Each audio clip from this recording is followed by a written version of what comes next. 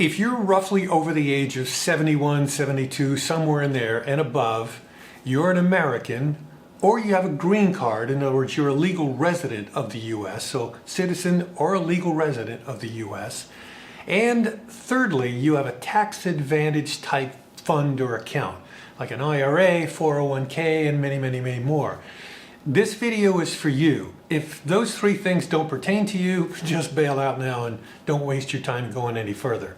I just happened to see this today and I thought, man, this is really important, and I thought I'd pass it on to you. It's going to be very, very short because I'm going to just go through it a little bit, just touch on it, and then there's a link below, okay? A link which will take you to an article that'll tell you everything you ever want to know about it, and a calculator and a whole bunch of different things, because the problem is that you could get hit with, say, your 401k or your IRA, you could get hit with an IRS 25% fine.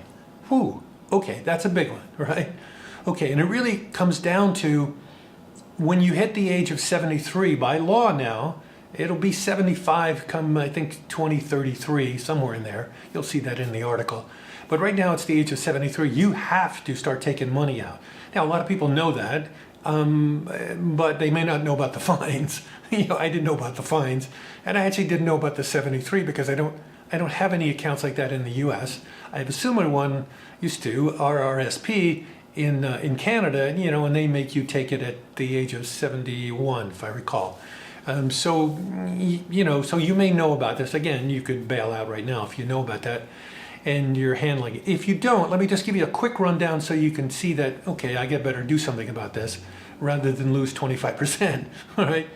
If you have a traditional 401k, a traditional IRA, a SEP IRA, a simple IRA, a 403b, a 457b, there's a lot of them. I didn't think there was even this many type, tax accounts like this.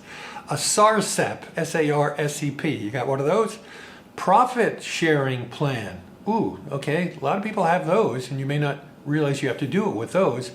Or an inherited Roth IRA.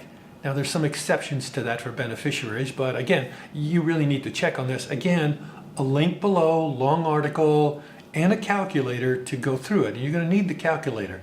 Now about the worksheet, you're going to have to do a worksheet for every account that you have that fits this. So let's say you have an IRA and a 401k, and maybe you have another IRA somehow. Again, I'm not super up on this type of stuff because I don't deal with the states.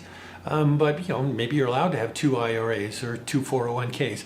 If you do, you have to do the calculation for each one separately. It isn't like you do one for all of them because the amounts are going to be different in each one of them. So therefore, different criteria of what you need to pull out.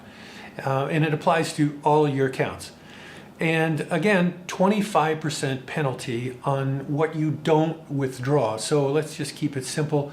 Let's say you had 100 grand in the account, and when you did the calculations, you had to take out 20 grand. Say that's what it is. And that's what the IRS is looking for. They're looking for a deduction pulled out of your account of 20 grand. Okay, but if you don't do it at all, you can lose $5,000, 25% of that 20 grand, they'll take it.